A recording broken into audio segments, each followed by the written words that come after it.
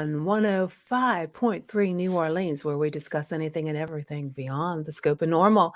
I'm Jenny Nicasio, along with my co-hosts, Sean Kelly, Jason I. Picho, and Trish Mo. I think that's the way you pronounced her name, Trish. I don't want to screw it up because I have a habit. We all know. Speak English. Okay. Remember to like us on YouTube, guys, because you got to share that because we don't have very many subscribers. So make sure you subscribe and share with your friends and family. How are you guys tonight?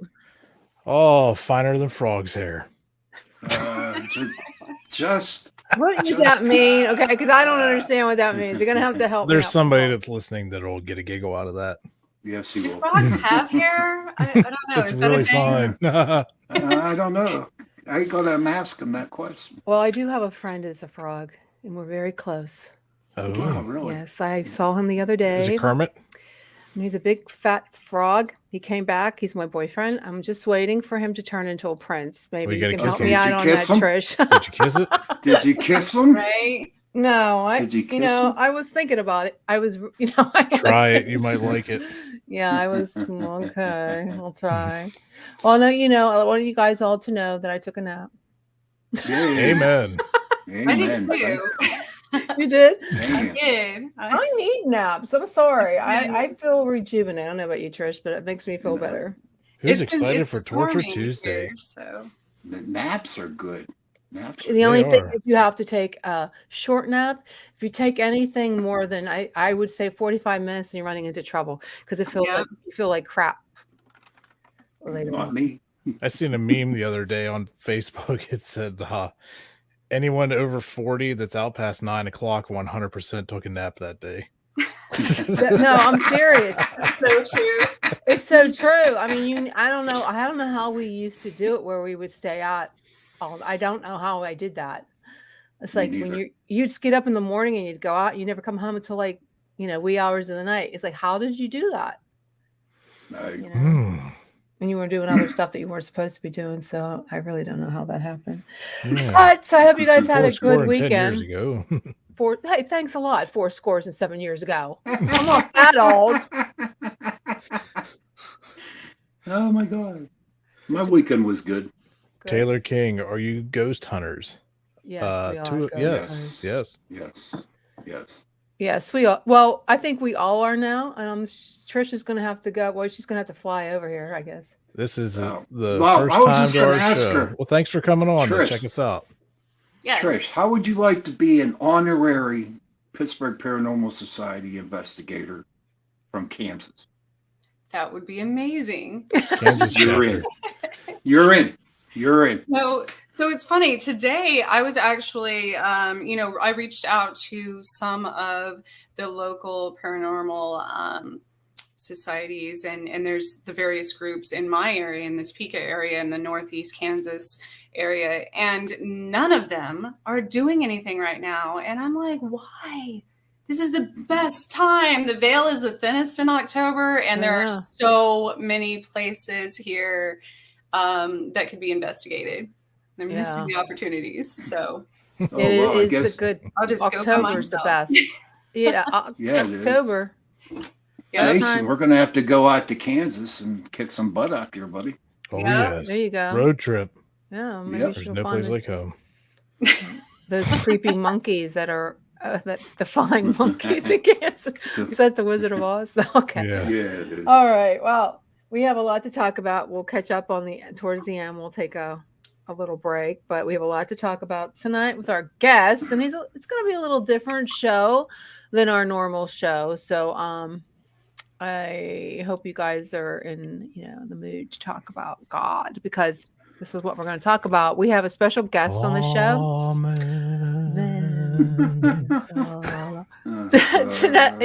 Tonight's guest is songwriter, musician, and the founder of Dave Turner's Ministries. Now, he's a minister, and he claims there is living proof of God's reality. Now, I know there's God. I know we all basically believe there's some kind of a God. But he's going to give us a talk on this subject because it's very near and dear to his heart. So one of the things he says happened, that there is in Israel, there's living proof of it. So we're going to go ahead and bring him on, and we can get into a deep discussion about this. So welcome to Chasing Prophecy, Dave. Hey, glad to be here. I didn't know he was having such a big party. Hey, Dave, welcome. Hey, the more the merrier, man. More the Yeah, merrier. these are our co-hosts. We used to be just me, Sean, and then we branched out to Jason. Now we have Trish. But I was looking over your website, and I happen to be, I guess I am the minority here because I am a Catholic. I'm a practicing Catholic, but I also believe in the paranormal because I read the Bible, and there's a lot of issues in the Bible that's paranormal, supernatural. So I feel that this is something that we can talk about on the show, and why people always ask me, how can you be a Catholic and be into this stuff? Because I believe that the supernatural, anything is beyond normal, is paranormal, and there's a lot of things in the Bible that were not normal. So so one thing, Dave, I wanted to ask you, one of the things I think that's happened in the religious community is that you see people who are brought up in a religious home and they're taught the stories of the Bible, okay? And they're never taught, and this happened to me, they're never taught any deeper philosophy or theology that is attached to it. So they kind of have this sort of child's view of God. You know, he's a big almighty God, and he has a big beard, and he's all powerful, and he has a rod. You know, he's going to scold you when you're not good. And I believe a lot of people still feel that way about God. They have that children's eye view of God and how they think about God as being that way, and they think that God is that old man in the sky watching our every move, controlling everything that we do, and he keeps a watchful eye. So what's in your opinion is the most reasonable proof of God, and have you found it to be the most convincing? What is the most convincing proof of his existence? Maybe you can shed some light on that. Well, yeah, I hope I can, or I hope God can help us and he can reveal things. But I didn't have that problem of growing up in church. I didn't ever attend church. I wasn't particularly interested. It looked pretty boring to me. And I knew a lot of people growing up. I had friends that went to church every week, but I didn't know what the Bible said you're supposed to do or not supposed to do, but I knew one thing: these people aren't serious about it, and because they were just as bad or worse than me. And so that kind of was confusing, because I thought, well, what's up with this? You know, it's like these obviously these people are not serious about trying to follow whatever the Bible says, and so I thought, what are they doing this for? And I asked one of my best friends, I said, why do you go to church every week? And he brought me in his room. He had this cigar box full of medals. And if you go to church and you don't miss, you get a medal. So that was why he went. So anyway, when I was about 22 years old, which was about 48 and a half years ago. Oh, wow, it just gave away my age. Wow. Holy smokes. Well, yeah, really. Yeah, I'm a fossil, man. But if I don't want anybody straining their brain trying to figure out, doing the math. So I'm 70 years old. I'm just 70 and a half years old. But when I was about 22 years old, my lifestyle kind of caught up with me. I mean, I was a hardcore partier for like several years. From the time I was 15 on, I mean, it was all about, using a lot of alcohol, partying. I mean, when I was in high school, the drug culture had not swept into my Midwest town yet. I mean, California had been doing that for 10 years, but in Missouri, no, it wasn't there yet. So we just drank, and we all did. But unfortunately, I drank way too much. I wasn't one of these people like, okay, you drink and you get up there and you get feeling good, you get the good times going, and okay, so then you kind of just mellow out, plateau out. No, I had to just keep on drinking. I'm still black out. Yeah, we drink till you can't move anymore. Huh? I just get so drunk I couldn't hardly walk. But then I thought, wow, I'm a NASCAR driver. There's my car. I'm a NASCAR driver. Oh, boy. And I'd get in there and take off. Ricky Bobby. Yeah, I'd take off and I wouldn't be able to keep my car on the road. I mean, on this ditch, on that ditch. I mean, I'm really lucky I didn't completely wipe myself out or somebody else, but got 2 DWIs. That was a lot of fun. Oh, wow. 16 years old, you bought a new car. Now you got to park it in the garage. Oops. But I got in trouble, got arrested, thrown in jail for public drug. That's just everything, possession, busted for marijuana. But, then after a few years of that, the drug culture did sweep into my area, and I decided to become a full-blown hippie there. It was in the early 70s.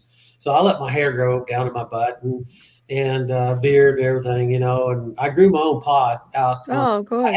I had farms. Saving money. Good. Yeah, that's the way to go. I had my own farm, so I had plenty of places to plant. Yeah, I had plenty of places to plant pot, but I mostly planted it over on my neighbor's property. That was smart. That's a wise choice. Somebody's gonna get busted. Someone's going down. It's better if they get busted than me. Definitely. What an innovative young entrepreneur. But anyway, so we did the pot thing, and then the hallucinogenic drugs and all that. I've done about everything I can think of it. Through all of that, probably the worst and most dangerous thing I did was I started smoking tobacco when I was 15 years old. Yeah, that's probably worse. I'd smoke like a pack and a half a day, but if I got drunk, I'd smoke 2.5 packs. I mean, I'd chain smoke all night long. And that was probably more harmful to me than anything. But when I got to be 22 years old, I just kind of, I kind of had an awakening. But now I did not know it back then, but I know it now that it was the invisible hand of God that just came and helped me. I mean, I'm still trying to figure out why God really liked me. I think if I spent the rest of my life thinking about it, I'll never figure it out, because I wasn't, I was probably like the least likely person that anybody would ever think they would see hold a Bible in their hand or going to church, and so but the Bible says that God is love, and I believe he's just got love for everyone. But I believe he does, kind of channel his love towards certain people, and he reaches out and help them. And I was one of those people, fortunately. And God has got amazing, has infinite great powers. I'm always thinking, when I think of the power, supernatural powers the Holy Spirit has, or God, I always think about the dreams he gave to the Pharaoh, the king of Egypt. And the Bible tells us he gave Pharaoh 2 dreams, all in the same night. And the thing about it, they were different, but they meant the same thing. He had a dream of like these 7 really nice looking cows, fat, really nice, grazing by the river. And then 7 really ugly, scrawny cows came up and stood beside him, and they ate those good cows. And then, so he wakes up and like, whoa, I had a good dream. And so he goes back to sleep, and he dreams another dream that there was 7 ears of corn on his stalk. Nice, really nice, nice looking ears. But then 7 really dried and withered ears came up alongside those 7 good, and they consumed them. They took their place. So then Pharaoh wakes up, and he's like, the Bible says he was troubled in his spirit. And because I think Pharaoh, he's probably a pretty smart man. And he knew, hey, these dreams, they're different, but they seem to mean the same thing. So I think Pharaoh he kind of had this idea like, well, I think maybe like some kind of divine being must have planned these out, because, they're the same. And so anyway, these dreams are super important that God gave to Pharaoh, the king of Egypt, because they were about something really super important that God was going to do in the very near future. And but how do you know that dream was sent by God?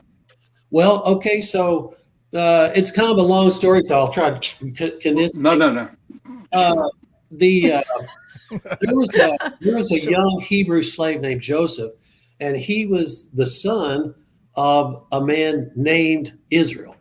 And this Israel was Abraham's grandson, that God came to Abraham in the 12th chapter of Genesis, and he promised Abraham that he was going to make a great nation from his descendants.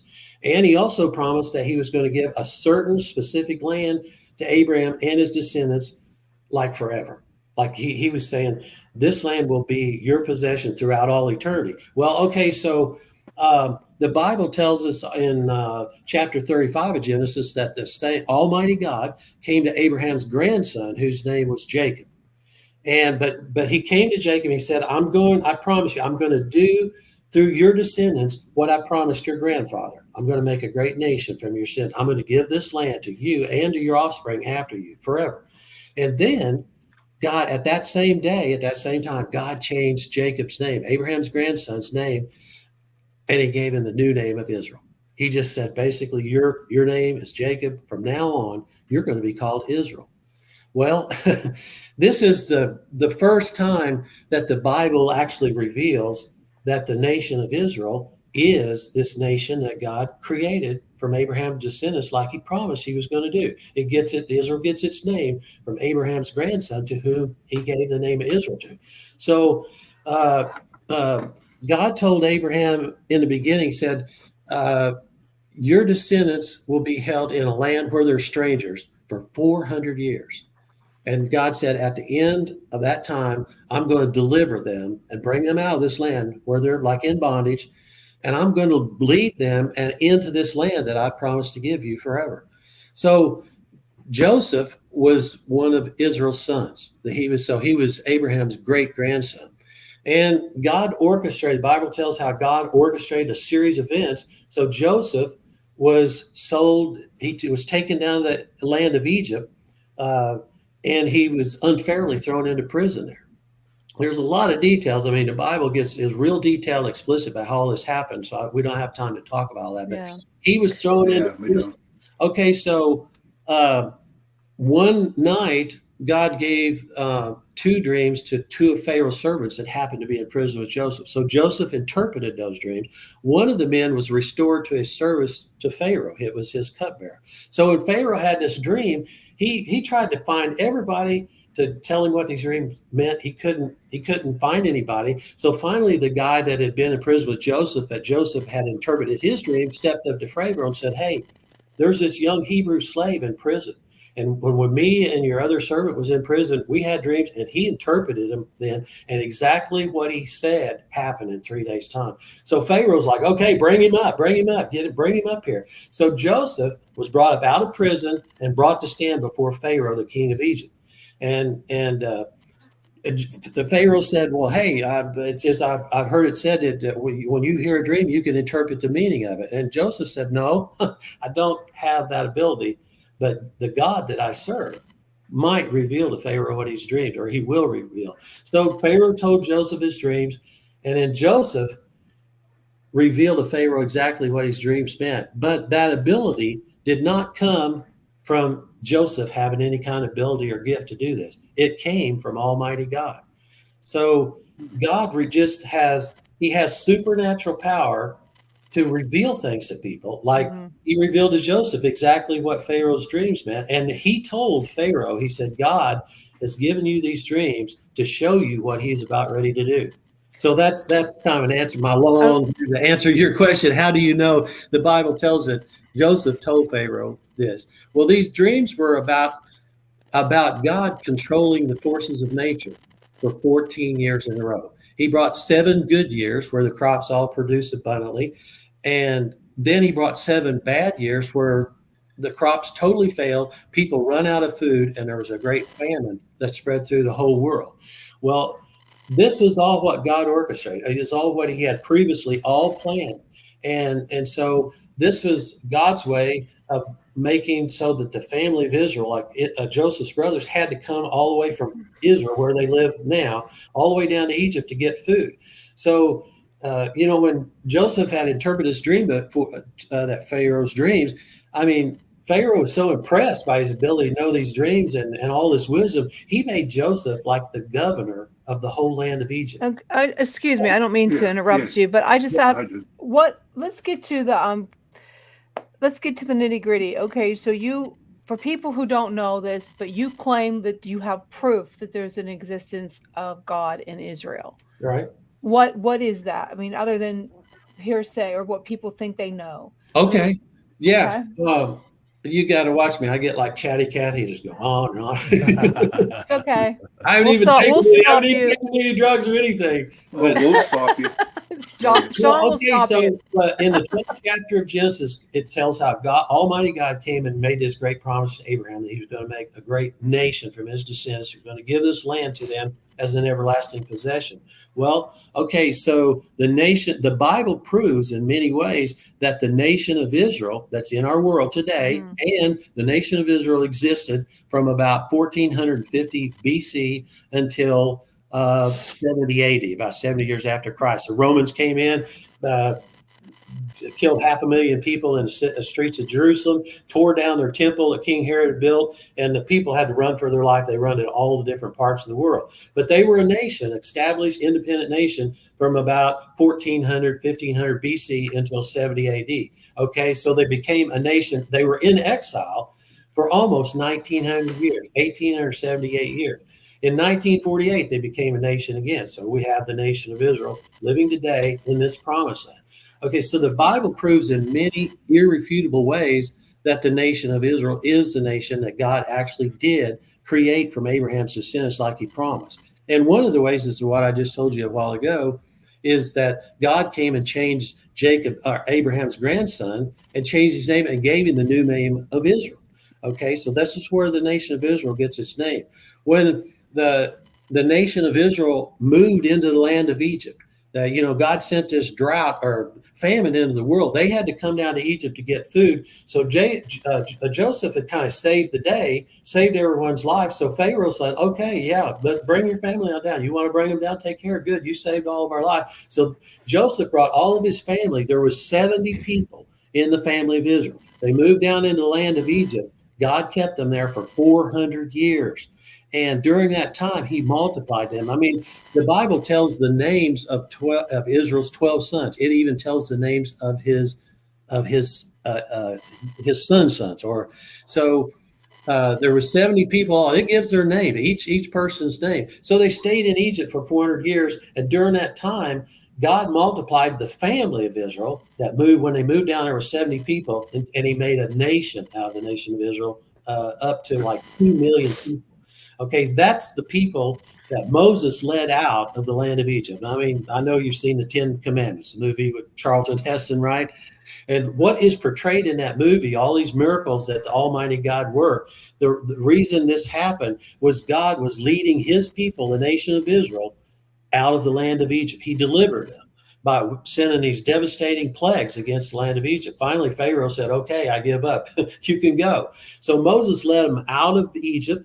They left Egypt. They went over to the Red Sea. They camped there. And maybe you've heard the Bible story about how there's no way for them to escape. And here come the Egyptians after them with chariots and horses. They have them trapped in. God parted the waters of the Red Sea, just pushed the waters back. So if you want all right. That's paranormal right there. Hey, Dave, I have a question, everything's actually. paranormal there. But what I don't but hold on a second. I got a pretty important question. I need to know the answer. I'm hearing voices, like multiple voices. So, Dave, do you think that the Bible could be incomplete or flawed, since there have been several books that are found that aren't in the King James or New International versions? And also, since the word was given to authors to write it down from God, but humans always make errors.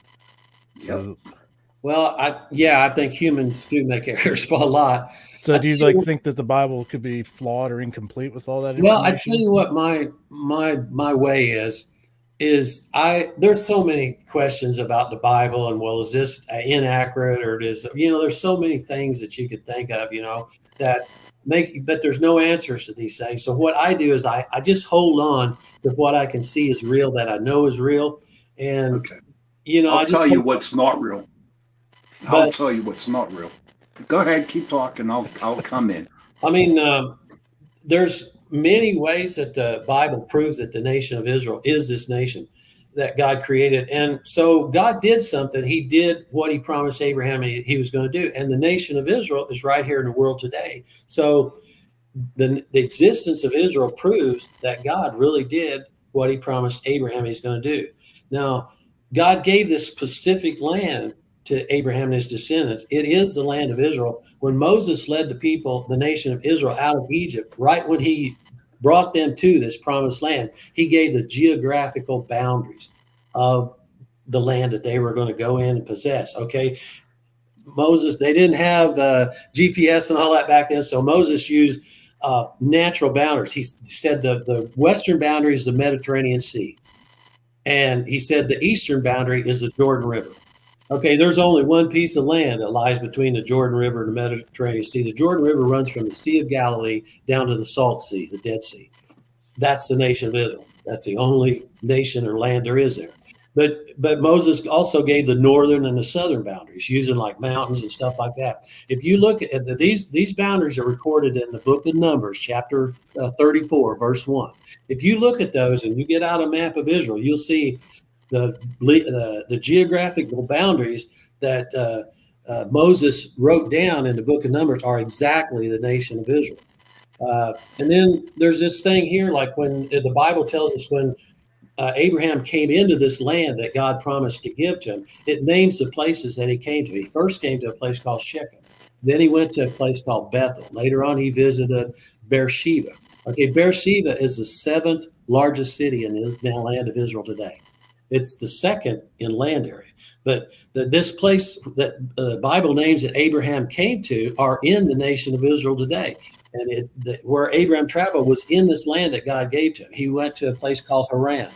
The Bible says he bought a field there. It had a cave in it. That's where he buried his wife, Sarah. That's where Abraham is buried, and some of his other descendants, like Joseph. Okay, so the Haran is in the land of Israel. All these places that the Bible names that Abraham lived in, visited, are all in the land of Israel. So what does this do? This proves that the land that God gave to Abraham is the land of Israel. Abraham was the first man in the Bible to be called a Hebrew.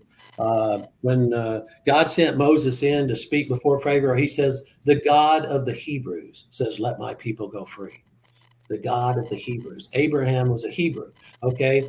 The descendants of Abraham are referred to in the Old Testament 18 times as Hebrews. Hebrew is the national language of Israel today. If you go to Israel and you drive down the road, you're going to see a street sign or a sign. It's in Hebrew. Hebrew is the official national language of Israel. Why? It's because Abraham was a Hebrew, and all of his descendants are Hebrew. Sean, you have something on your mind. Do I? Yeah. Yeah, do I? You said you did. Okay. What you got? You know, I respect you're a minister, you know, and I respect that you do preach on Genesis and the Hebrews and stuff. I have nothing against that. In fact, I respect what you believe in. But when I started doing the paranormal stuff, you know, I started to listen to Bible scholars, and I started to watch history channels on the Bible and all that stuff. And here's what blew me away. And this is what totally determined me from not believing in the Bible. And this is just me. For any of my listeners out there, I'm sorry if I, you know, tell you this, but in the New Testament, John was written, okay? And John blamed Judas.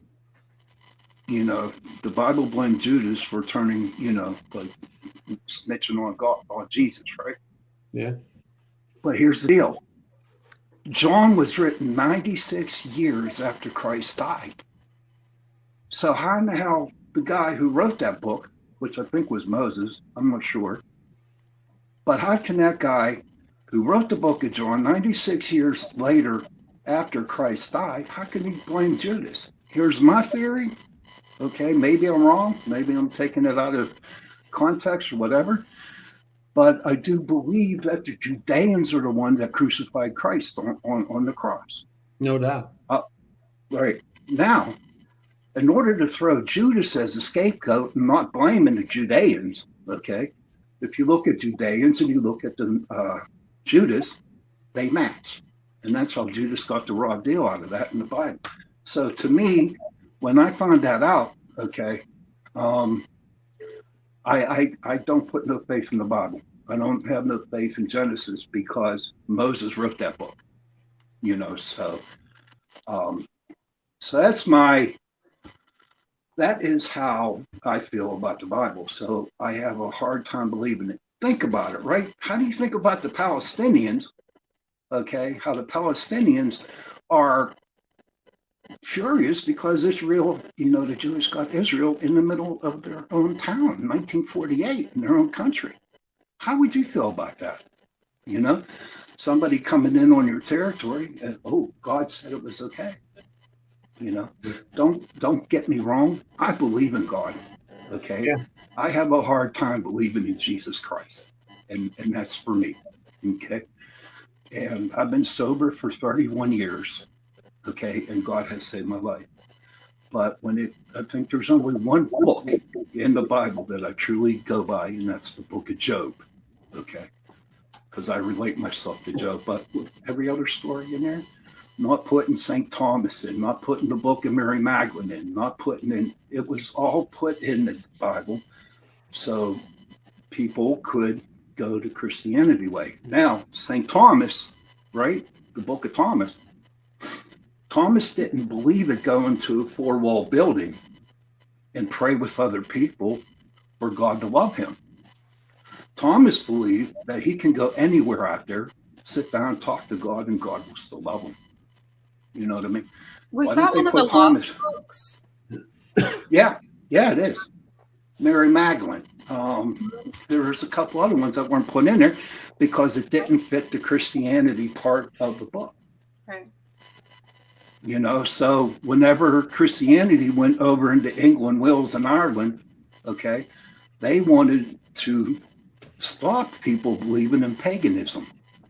Okay, so they threw all this stuff at them, and eventually they converted into Christianity, which I don't think is fair. You know, so many Christian beliefs stem from paganism. So. I agree with you, and that's true. I do agree with it. But what I see and read in the Bible, I don't believe it, and that's how I feel. And the sad thing is, I was raised Catholic for 12 years. And you studied to be a priest. And I was going to be a priest. Oh boy. Well, I guess I'm just really a simple-minded person. You know, there's so many things like about Judas or about so many things that it makes you question. It makes you try to figure out, well, why or how this. You know, there's just so many things, and I'm just. But why would God give, you know, the Israel, the Jewish people, or the Israelites, whatever, whoever, promise them to make their life good, make their life good, make their life good. And then they go around and they crucify Jesus. Abraham, what's up with that? Abraham did have his first son was named Ishmael, and Ishmael, well, Sarah, his wife, was like barren. She'd never had any children all her life. She's 90 years old. So she and the Bible says she went through the stage of the what do you call it? Change of life. You know, it's common among women.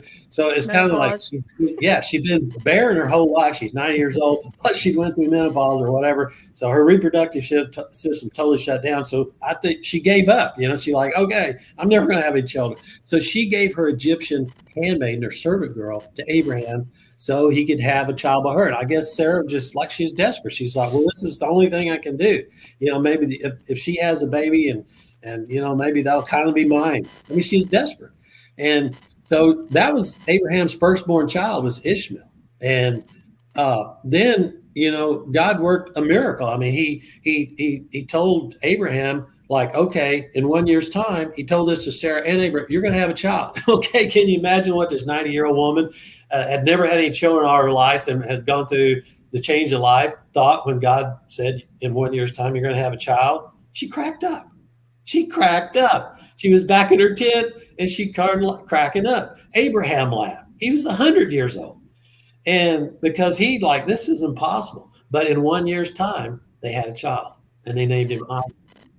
I mean, God created life. He created human beings, the first two human beings. So he can create life anytime he wants to. So he created a life and gave two old people that was way too old to have any children. He gave him a child and his name was Isaac. Okay. So the Arab people, you know, they believe that land, all that land belongs to them because Ishmael was the firstborn son. And in that part of the country, in that area, the firstborn has all the rights. Okay. But here's the thing.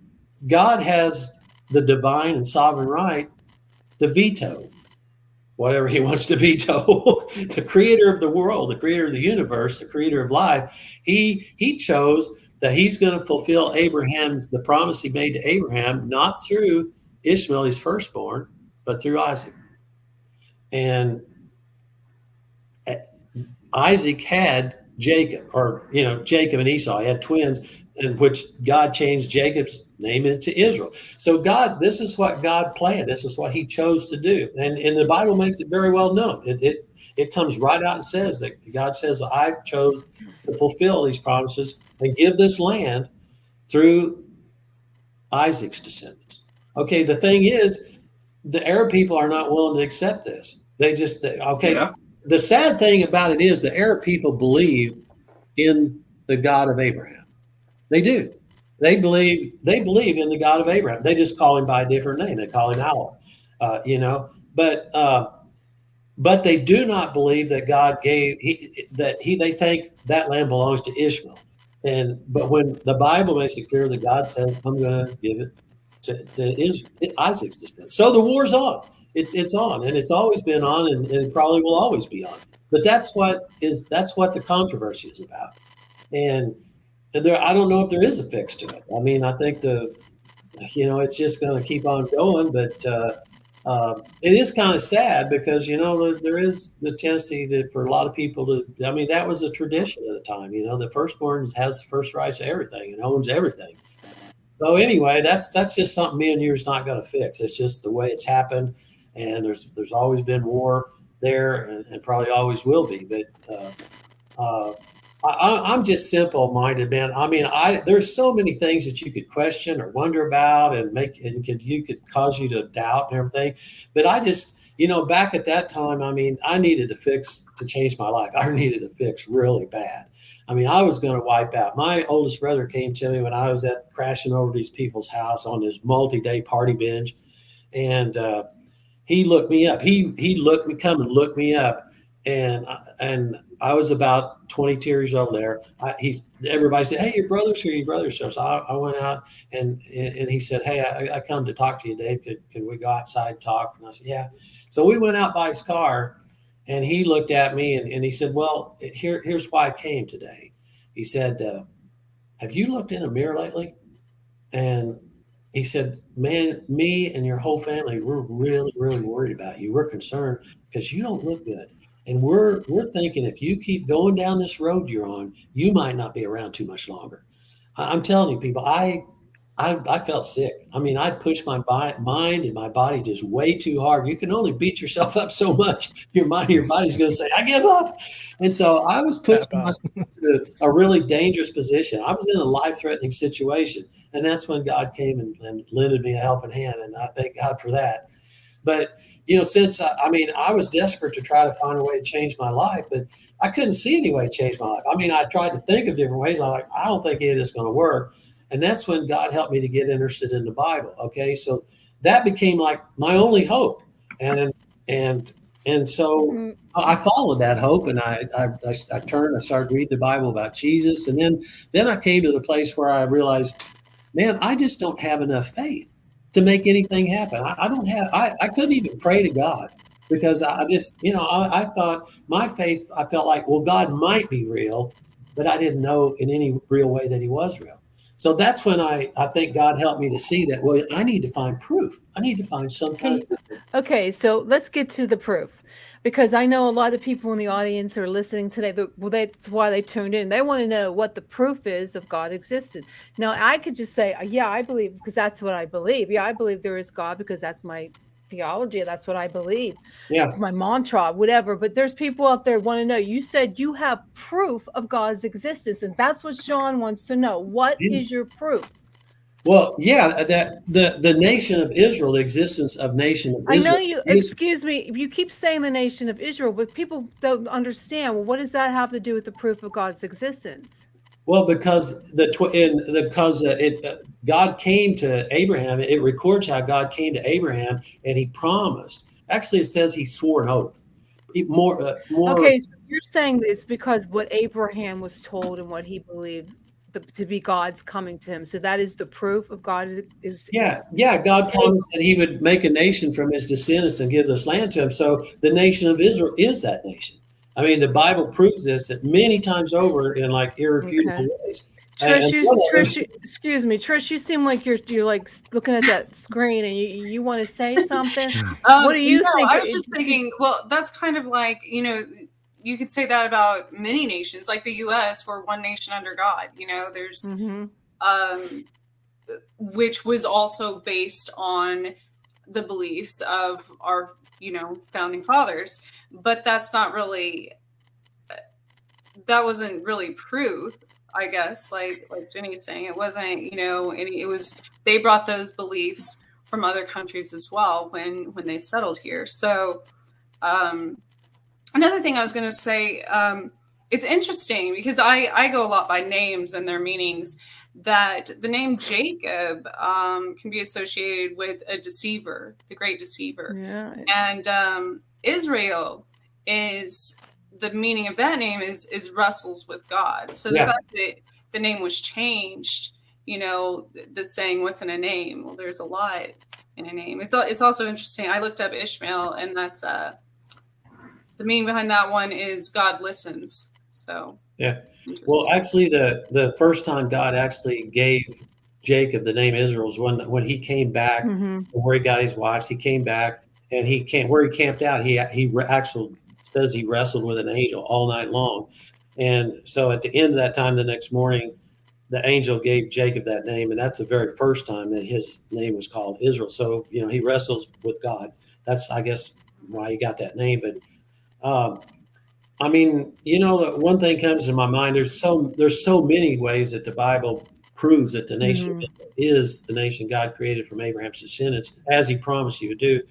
But to the Israelite people, even today, every single year, they keep a very special holiday, which is called the Day of Passover. Yeah. Okay?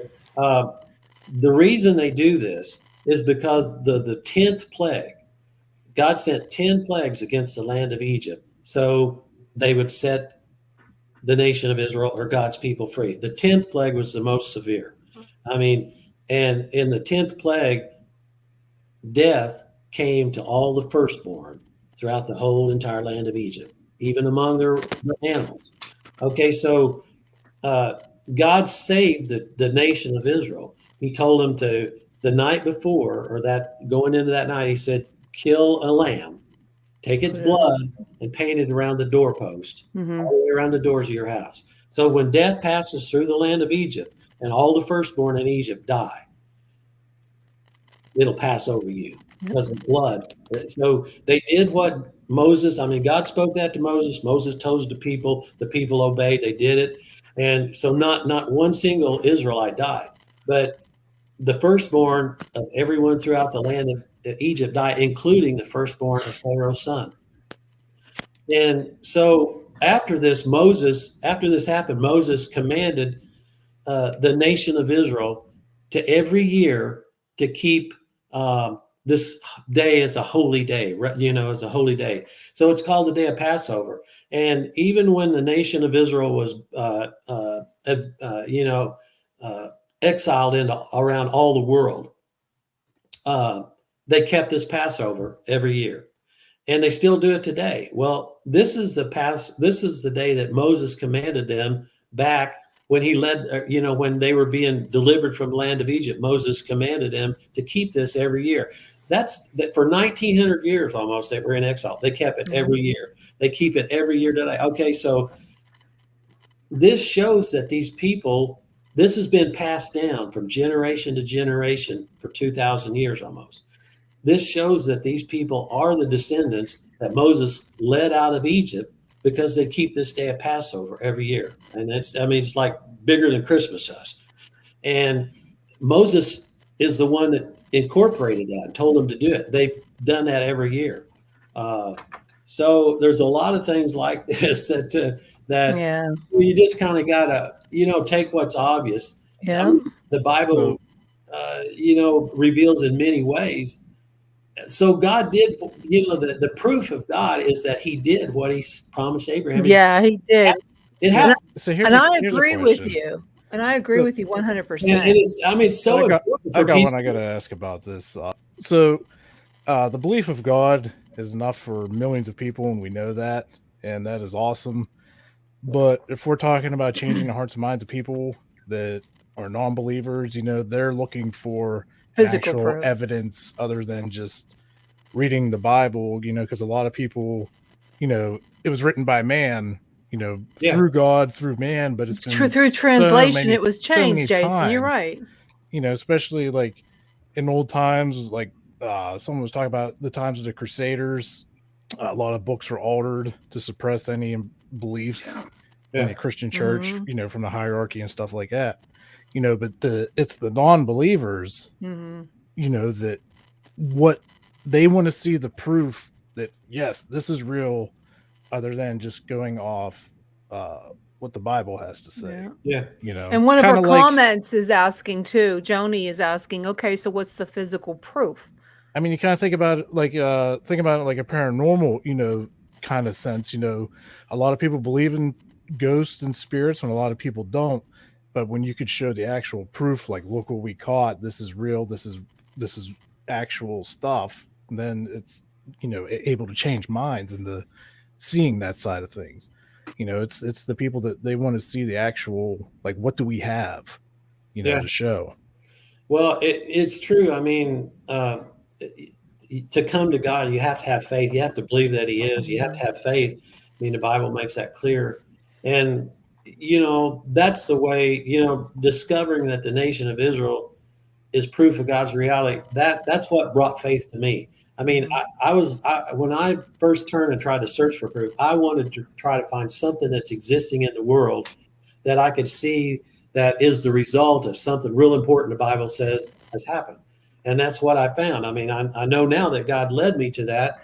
And, whenever I discovered that the nation of Israel is the nation God created from Abraham's descendants, and it's right here in the world, then I thought my take on that was, wow, I found a lot greater proof than what I was ever hoping or expecting to find. I found a whole nation of people. Look, there's a lot of other nations. I mean, is it Trish? Mm-hmm. Oh, yeah, you mentioned the United States, but okay, so yeah, we were founded on belief in God, and we were seeking freedom. Well, that's a good principle. I don't know what happened, but something really bad happened along the way here. But but the thing is, God did not create the nation, the United States. God actually created with his supernatural powers. The nation of Israel didn't come into existence in a natural way. God, when he spoke to Abraham, he said, I am going to make a nation from your descendants. He didn't say a nation's just going to come. He said, I am going to make a nation. He said, I'm going to give this land to you forever. So then you just read on all these miraculous works and supernatural miracles. I mean, what God turned the first disaster he sent against Egypt, he turned all the water throughout the entire land of Egypt into blood, the blood of the Nile River, but also their streams, their ponds. Even the blood where water that people had drawn out of a well or spring, put it in vessels of clay and brought it into their house to wash their hands with and cook with, turned into blood. This is like unbelievable. Where's the proof? Where's the proof? Well, the Bible just tells us that. I mean, you just believe it or not. But the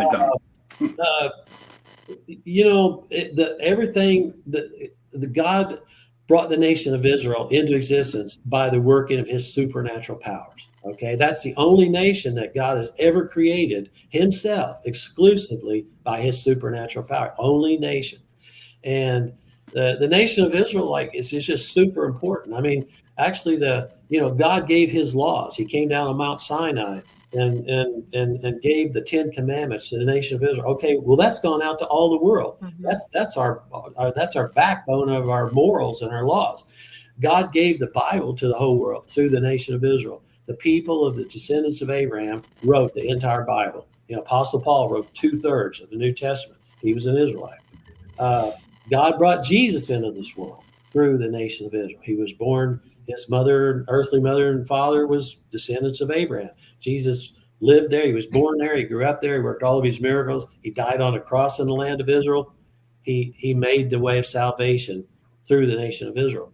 Okay, this is something super important that's might go beyond where you're at. But someday the land of Israel will be the eternal promised land for all of God's people. So all the Gentile people and Abraham and many of his descendants are going to be brought in to a new city that the Bible refers to in the book of Revelations as the New Jerusalem. Okay, this city is 1,400 miles square. That's half as big as the United States. It has streets of gold. It's more glorious than anything that any human being could ever imagine. And it's hard to believe that that's really going to happen. But the God that created this whole universe and created life, he will make it happen. He's revealed it to his prophet John, who was one of Jesus' original 12 disciples. And this is how God, will fulfill his promise to Abraham. We've talked about how God promised Abraham he's going to give him this land forever. Okay, when this world, this age comes to an end, and there's a day of judgment, after that, God's going to bring this holy city called New Jerusalem down from the sky. It's going to settle down here in a new earth that God's going to create, and that's going to be heaven. Heaven's not going to be up where God is now. God's going to bring heaven down here. It's a city that has streets of gold, and God says he's going to bring his throne and the throne of Jesus and all of his people. So when God brings Abraham into that city, it's called the New Jerusalem. God's already given this land to Abraham and his descendants forever. So when God brings Abraham into this city and eternity begins, then God will fulfill what he promised Abraham to give him this land forever. This is an interesting little fact. The names of Abraham's great-grandsons, which are the sons of Israel, are written. The Bible says they're going to be written on the 12 gates of that city. There's 3 gates on each side, 12 gates. The names of Israel's sons are written on those gates. And that's kind of a way God is saying this city belongs to Abraham. It's in the land I've given to him. The names of his great-grandsons are written on the gates of this city. I know it's hard to believe that this is going to really happen. You know how much I believe it's going to happen? This as much as I'm sitting right here. I believe you believe it's going to happen. And I believe it is. In one of our comments said, if you had actual proof of God, God would not exist. That's something to think about. Go ahead, Jason. We're talking about, water turning into blood and everything. It was brought to my attention, back then, couldn't such plagues be actual natural experiences because of things such as like red tide and bacteria that actually turns water red for a short period of time? Because it could be confused back then because nobody had technology or scientific equipment like we have. They just see it and oh my goodness, what is this? Is that a possibility?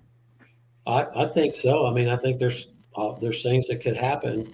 Actually, the Bible says that there were some Egyptian magicians that came and turned some water into red. It wasn't maybe not blood, it was red. But yeah, I mean, something could happen. But if you put all the pieces, it's kind of like a jigsaw puzzle. If you put all the pieces together, then you see God did one thing, but he sent 10 plagues.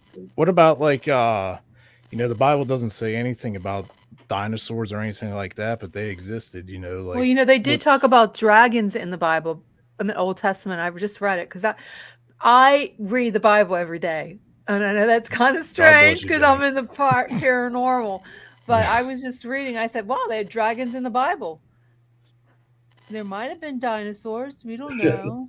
That's another question I have too with the paranormal world is, isn't it, when you die, you go to heaven or hell? Then if that's fully the case, then why are there so many spirits that are still roaming the earth? Because they don't want to die. Well, there were spirits in the when you Bible die, too. if you have to go somewhere, why is there so many that are here? Because they don't want to go. Lost souls. That's Or they go to hell.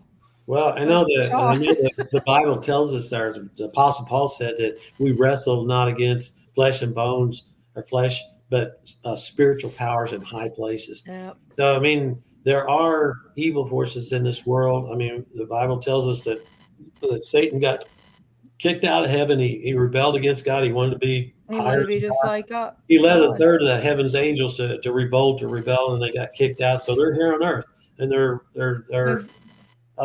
somehow when Adam and Eve turned away and disobeyed God, God Screwed said, up. you're going to die the day you do this. Well, they didn't Yeah. die physically, but something died because God don't, what he says it happened. So they died spiritually. Their spiritual connection with God died.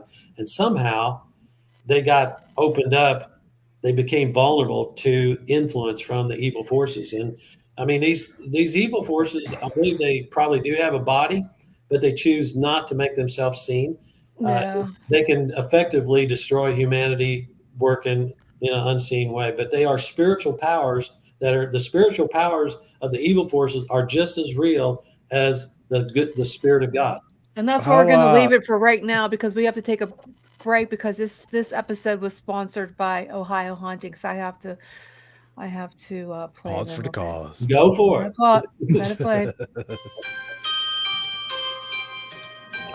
I want to thank our first sponsor, Ohio Hauntings and Legend Podcasts. They'll take you on 1,000 of haunted locations, unexplained paranormal, campfire stories, supernatural happenings, and legends from all over Ohio's 88 counties that have stained by the pages of Ohio Hauntings history.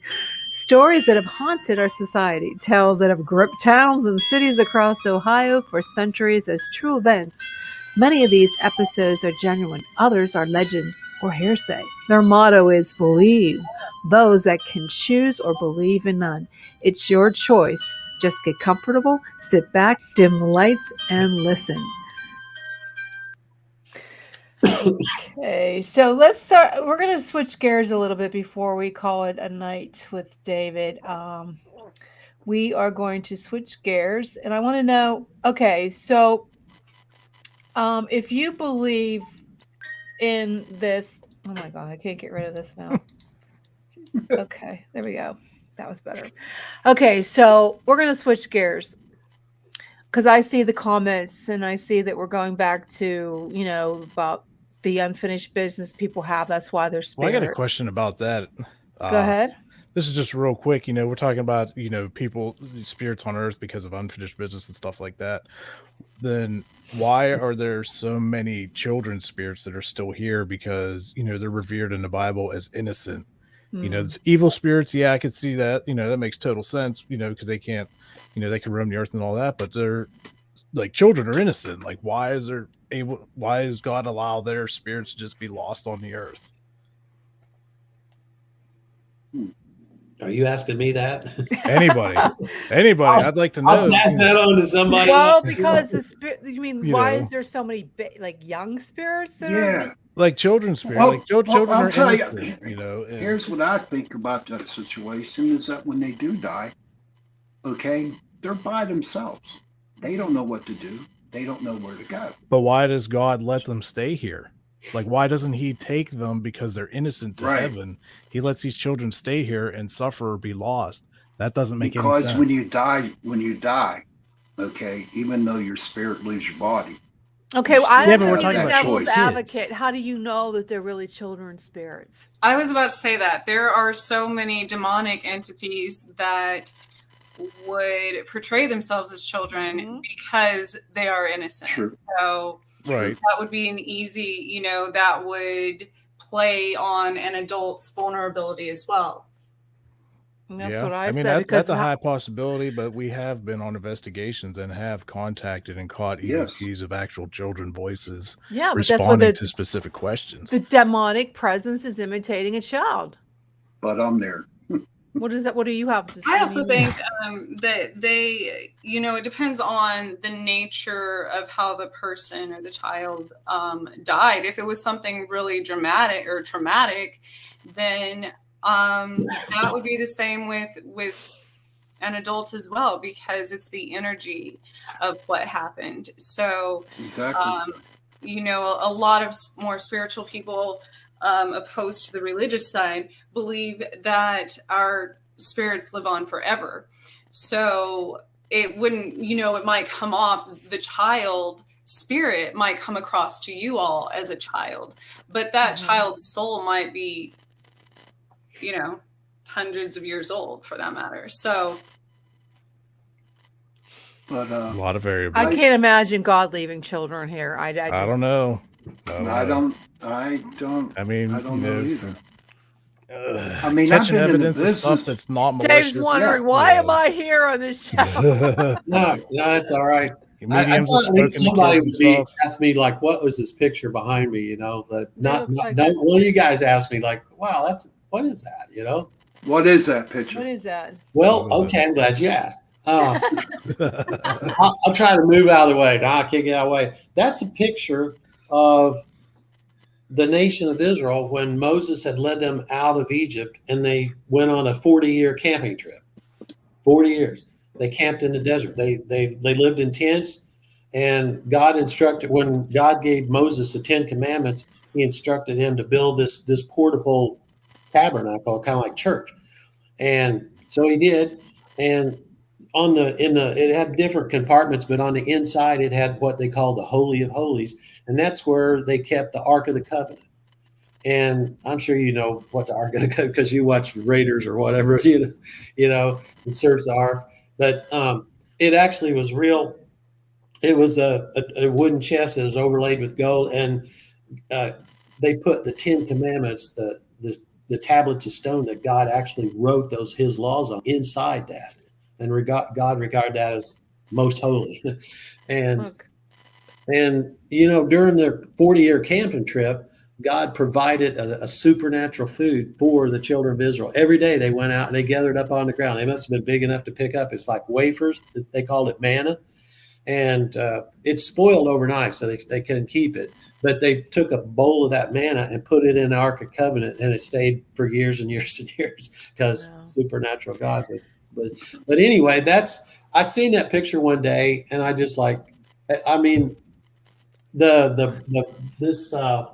this pillar of fire right here was over that tabernacle every day for 40 years. Mm-hmm. And that was like the manifestation of Almighty God. Yeah. And during the day, there was a pillar of cloud over that tabernacle. So this is cool. I mean, these are only people on planet Earth that could look out their tent and say, oh, look, there's God, But, they were super privileged, more than any nation in the world, but they had a worse luck and been treated horribly than any other nation, because they didn't really stay true to God, Yeah, so absolutely. That's why 6 million of them got killed in the Holocaust, Well, exactly. Well, we're going to leave it here, Dave, but I will just say I know the existence of God because I see it in the face of my children. So that's how I know that there is a God. So I don't need to be told about Israel because I believe it. But that's just the way that I got started. But I wish I had time to tell you about the personal encounters. Absolutely. But I'm glad you came on the show today. Yes, thank you so much for coming on. Good discussion. Good discussion. Where can someone get your information if they want to learn more about the nation of Israel? Okay, I have a website. It's dtministries.net. DT's for my initials, Dave Turner. Ministries is plural, dtministries.net. And I've got 4 writings. That's all there is on this website. 4 writings. One of them is about the nation of Israel. Everything. Absolutely.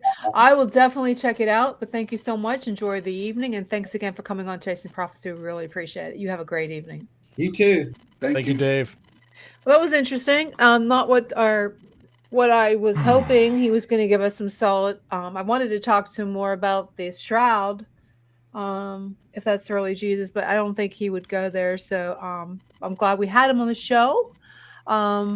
He believes that the nation of Israel. I believe. See, now like I said, I believe what he's saying, and a lot of people out there, they want specific proof. Like, you're not going to get any proof like that. That's where faith, like he said, comes in. Faith comes in if they believe that. I believe that there's God. I believe there's the most powerful existence in life, and I believe, but I also understand where he's coming from. There has to be something that happens to you in your life that you need to find God. I've had all that. I was into spirituality. I was into the moon crystals and all that, and I changed my ways to a point where I was never actually a pagan. I always believed in Christ, but now that I've learning more about the Bible and how to interpret it. He didn't really get into that, like what you said about Abraham, what he was saying about Abraham. I mean, you have to really go deep into the Bible to understand Abraham and how the nation of Israel is so important, because that was the birthplace of Christ. That's where it all started. And that's where he said it's going to finish. And according to Revelations, that's where it's going to finish. And if you ever read Revelation, I don't know, it's a really hard to understand book. So I know where he's coming from, and I'm glad I had him on the show. But unfortunately, Joni, I am sorry, he doesn't give you proof that you're wanting to look at. So She there's says, my look at Sean's face. Sorry, Yeah, Sean. That's why you went Pep, to you look hell so. when you died. I could feel the heat coming through my computer screen. But What's on your mind, God. Pat? I mean, it was a good. I mean, I'm going to check him out. And I mean, I I mean, like it what Dave just- was talking about, but I was raised Catholic and everything, and my grandma, she's Carmelite and everything, so I've heard a lot of these things going on. But as I'm getting older, you realize, there's so much man-made, Yes. man-written stuff in the yeah, book. it's been through translation. Like, You don't know I believe in what's God, right. yes. But who's translating it? Yeah, who's It's been, translating it? And then you're right, Sean. It's been like translated so Well, many times. Not only that, everybody's perception is different. Mhm. I Right. mean, of everything, everybody's perception, Absolutely. of other people are different than everybody else's, for that matter, much less religions. So Right. I think it can be interpreted in many ways. Now, I was about to say the poster he had on the wall. Some people might think that looked like, Independence Day or something. It So looked like That a was my FEMA first camp. so I think it's you know, aliens. it goes and the same thing, a lot of people in spiritual communities could say that when they hear messages from a higher power, from God, They're or crazy. whatever you believe in, no, they would say that's your higher consciousness, that's Mm-hmm. your higher self. So it's all left to interpretation when it comes to the Bible, in my opinion. Yeah, you're right. You It's figure true. way back, like we were talking about, the land of the Crusaders and stuff. How many times were the books, mellowed down or stuff Mhm. removed just Yes. because the kings wanted to override the religion. Well, see, when So much. they wrote the Bible, if I saw something on this, everybody who had a book to put into the Bible went to this one monk. Okay. Mhm. And if he did not approve of the story that was You're right. into the Bible, he would toss it. Now think about it, right? Say like that monk was drunk that night, okay, and he Monk decided to juice. put the book of St. Thomas in to the Bible, okay? It would have changed So everything. Well, yeah, it wasn't there a Christianity- book of Thomas that they took out of the Bible, and then there was a Mary No, he Magdalene. was They never took in her there. out. They never put it in there. They They never never- put it in it. Isn't Let it her- the Ethiopian version and the King James are the actual two closest to the being the actual truth, and all the other ones have been so twisted over the years and Yep. rewritten that Right. it's half They of it changed doesn't even. they wanted to change the Our Father. The Catholic Church wanted. Why do you want to change the Our Father? Because it's been interpreted wrong. We need to change it this way. Okay, then who told Exactly. you? So I understand that. I mean, but I But, don't know. Everybody has their own Just thoughts think on about it. Back to my story. Okay, so say like that monk is drunk and put St. Thomas in the Bible. So Nice rhyme, Sean. Christianity is over in England, okay? And they're trying to convert these pagans into Christianity. All of a sudden, they're reading this Bible and they see St. Thomas's book in it. it. Yeah, they're let's say thinking- Thomas. Okay, why? Why? You put this in the Bible, so why do we need to follow your church when I can just listen to St. Thomas Yeah. and do it our way? You don't know who to believe, Sean. And the funny thing is, you still don't like I said, the Catholic Church has been infiltrated by the devil in 1940, and it's so hard to, how do you know what they're so evil? I mean, I basically am saying that the Catholic Church is evil, and it pisses me off because I am a Catholic and I won't give it up. I'm Catholic as well. You know what I I'm mean? I won't Catholic. give it up. I go to church every Sunday. I listen to it. I zone out. I'm not there to. Too many people run it. Yes, I'm not Yes. there to listen to the priest. I zone him out. I just go there to worship. And it's a shame how this whole devil stuff. And not only did they infiltrate the Catholic Church, they also the Democratic Party. I'm sorry, but they have. There's some evil people in there, and they should be removed. And there's nothing we can do about it. And you keep thinking, okay, Trish, I don't know about you, that when I listen to the news and everything, and I'm thinking maybe that's why I wanted him on the show to give us some kind of, there's the proof of God that this is okay. Something better is going to happen. And we need that. We need that right now, that we need to have hope. And he didn't give, I don't think he gave the audience what they were looking for. I don't know about you, Trish. I mean, did you? I mean, as far as physical proof, which I'm much the same way as far as my beliefs. Years ago, I started losing. I was very religious. I never missed a day in church. I've attended many different churches, for that matter, throughout my life, and I think. But I was one of those. I still am, for the most part. I have to see it to believe it. Yeah. So, which is the same with spirits and supernatural and paranormal, anything in my life. But I always have seen those things and had proof of those things in my life. So, believing in God was something that I wanted proof of as well. And if you, I guess all I can say about that is if sometimes if you ask for that, you'll be shown that, but you have to pay attention. Yeah. I mean, it's something that happens to each individual, I would probably say, and you can interpret it as your higher self. You could interpret it as an alien. You can, whoever your God is, how that saves your life or changes your life or whatever, has meaning to you. And you have your own proof. And then you stop looking for proof outside of that, like physical proof. But I think that's the only way that anything changes, because people always say, well, if there is a God, why would he, like with children, why would he allow children to die? Why would he allow wars? Why this, why that? Why wouldn't he allow it, though? Everyone, bad things. Everyone is a villain in someone's book. There's a reason for everything. So, isn't that free choice? Doesn't that come down to God gave us free choice? That's why he gave. My mother always tells me that he gave you the choice. Now they say, why do bad things happen? Why did my uncle get hit by a car? Well, God gave him the choice that he could go out in his car and go someplace. Or why was my wife thrown over the boat on some kind of cruise ship? Well, God gave you the choice to go on a cruise. But my mother, she always says that. I think it's the butterfly effect. That's true. Yeah. That's true. But since we only have a lot of time left, let's talk about let's talk about something that's going on. Okay, we were talking about why did God, why is there children spirits? Now, like I like that part where Chris was saying that was the devil, that's the demons. Well, interesting. I got a story about that one too.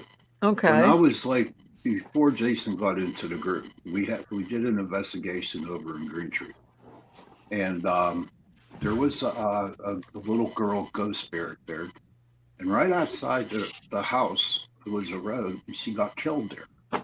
Okay, and she was in this house, and when I went into my meditation and talked to her, she was looking for her parents. Okay. And she was lonely, and she was looking for her parents, and I helped her, and all of a sudden the light opened up. There were her parents standing in the light, so because her parents died too. But yeah, I mean, to me, the little girl wanted to stay where she was at just to find her parents. Now that could possibly mean that all the other kids are doing the same thing. They're like, okay, mommy, I'm dying, but I see you alive. I can't go nowhere because I'm afraid to go on myself. And that's the way I look at that. Yeah, I can see that. I mean, I can see that happening. I mean, But I just don't feel like I don't think I would hope that God didn't leave little kids here, okay, by them to wander. But that's the They question, do, Jenny. why is there They kids? do. Yeah, granted, that It was a demon. no, listen, No. Maybe all Sure. children start out as demons and then they become yeah, right, when they're toddlers.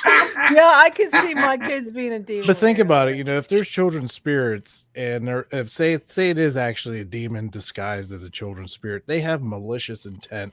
They're going to create some kind of havoc. But when you're communicating with these actual children's spirits that are trying to get information, or like Sean said, trying to find parents or understand what happened, that's a whole different ballgame when there's no malicious, intent behind anything. There's a child spirit that lives in my house. And it plays with the puppies sometimes. We'll knock on doors, turn doorknobs. Nothing malicious here at all. demons. I feel can like live for thousands of years. They could be very patient. Yeah, demons. There's no one to. They don't mess around with those little buggers. I'm No. sorry. right, but I still I feel like none of us know the actual answers, but Exactly. based off of the evidence and proof that you gather, like Sean and I have gathered a lot of proof and evidence and have caught children voices responding to direct questions to find out with no malicious intent. So that, obviously for us, that's a child looking for some kind of answer. So Go ahead, Trish. I'm sorry. Here's how a lot of things work in my life as far as how I'm drawn to specific locations or like murder cases and things like that. And I was in Atchison, Kansas, which is very well known here. The Pope won't even fly over Atchison. Really? So that's where the Sally House is. That's where, it's home to a lot of, there's a very supposedly haunted cemetery there. But anyways, I was driving, and this was just recently, and saw, there was graffiti on a wall that said Genesis, but it looked like little red bloody handprints. So this is what came up when we started talking about the children, and the song that was playing, on my radio at the time was "Song of the Innocents" by YouTube. So I'm like, okay, that's something. It starts triggering things. And then I was thinking about throughout history in mythology and different, even in like fairy folklore, the children have often been, you talk about witches, anything like that, vampires, even the children have been stolen or their souls from their bodies because they're the innocent. So I'm wondering how, it's a common theme, and it's a common, even in the reality in our world, in the 3D, it's always with children, there's trafficking and so many things that involve children. So, but that's been around forever. So I wonder what the correlation is with all of that as far as. Did you see that? What was that? What was what? I don't know. Something flew over her head. Oh, I didn't see it. I saw it. Probably an orb. Oh, when we rewind, we'll see it. No, I did. Maybe a child spirit. Well, you're right about the child trafficking and how there's. And I just watched it last night, so here I am thinking about all this. That is the scariest freaking movie. But I feel like there's a big difference though between talking about folklore, with children and stuff. That's what people like to be freaked out and scared about stuff and watch movies and stuff. But differentiating the folklore to what we actually gather, let's say like paranormal investigators, that's completely separate. That's actual. I think there's still truth behind a lot of that. It was their interpretation at the time, just like we were talking about with the like the bloody rivers and things like that. It could be what if it's like the difference between Mothman and angels, or Oh God, that reminds me of. Did anybody see that? It's called Midnight Mass on Netflix. No. I don't want to give any spoilers. I heard about it, but I didn't watch it yet. My mom was telling me about that. You guys got Netflix? Yeah. Watch it.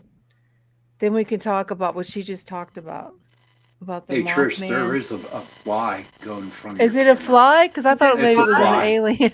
Bug. Yeah, no, it's a bug. It's a bug. I have my windows open because the weather's nice. Oh, must be nice to be in Kansas. Yeah, Yeah, we're getting. that's right about Mothman because he looks like a he could be an angel because he has wings. He could Yeah. be a demon because demons are angels. And they Right. have wings. I was thinking about that the other day too because all the movies, the horror flicks from the 80s are coming back, Mhm. and if you've seen Hellraiser, on the Oh my title God, of that's that so movie scary. it says an angel to some, a demon to others, or something like that. So that's very true as well. Yeah, I like how think do you know it isn't an angel or a demon? That's spooky. Yeah, I'm Mothman going to freaks go me down out. there. I'm going to go down there and try to find the Mothman. I am. Go ahead. What, West I Virginia? will. I Where will. Down in Mothman West. prophecy When he is comes fulfilled? when he comes I after you, am. I'm gonna Oh, wave. I'll run. I'll say, here.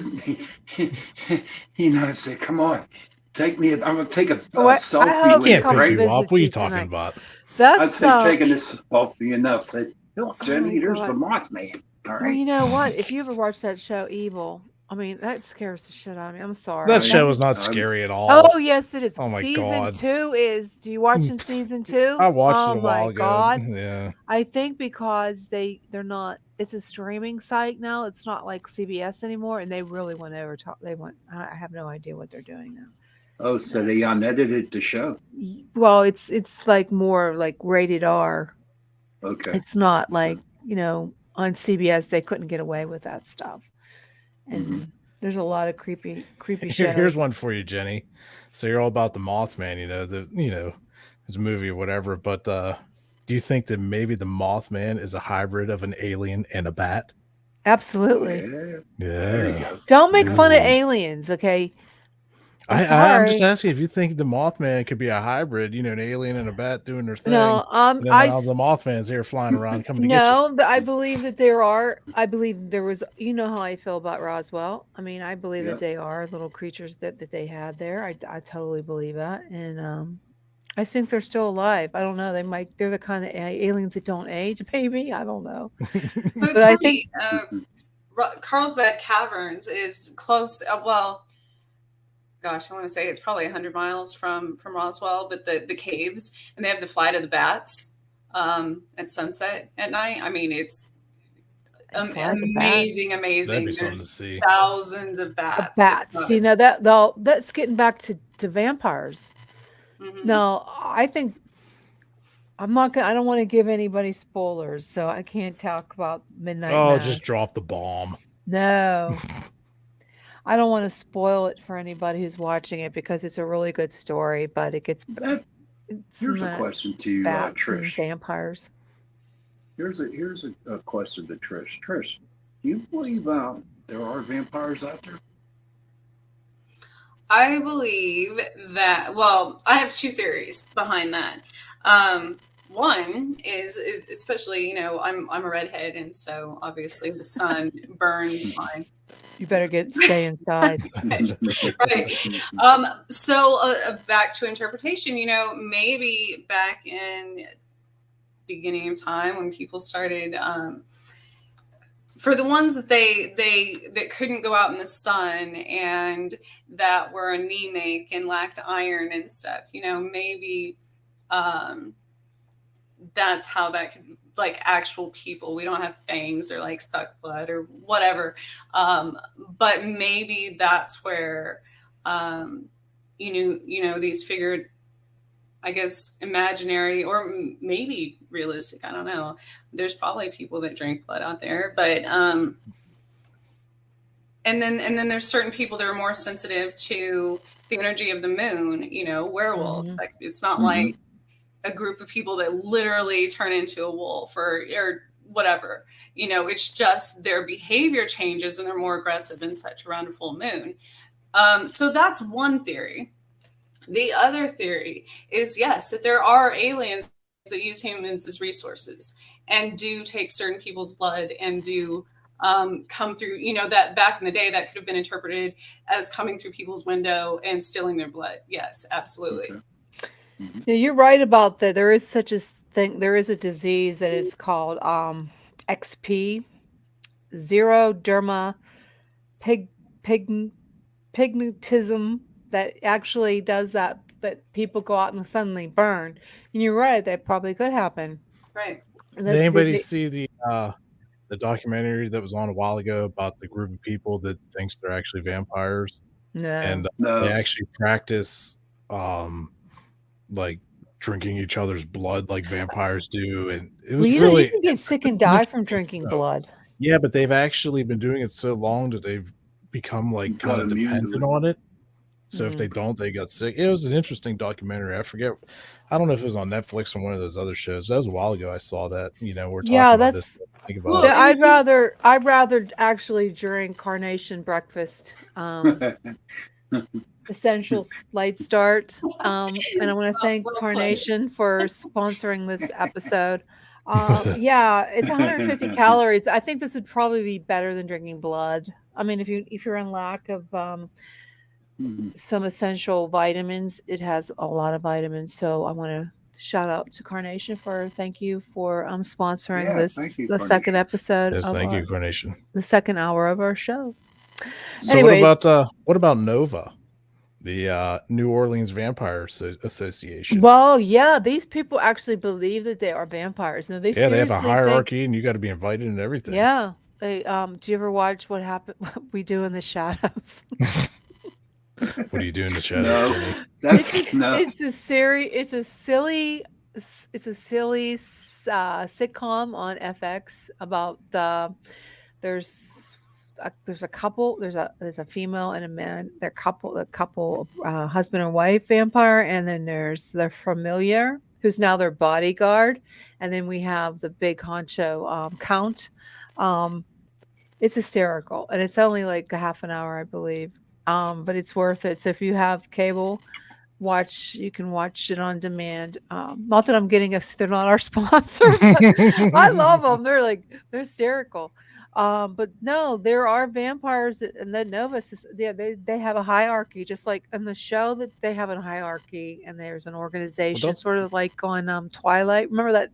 I don't know if you guys watched Twilight, No. but there was a council of vampires, you know. Yeah. Well, they do But a lot if for the you- I mean- community too.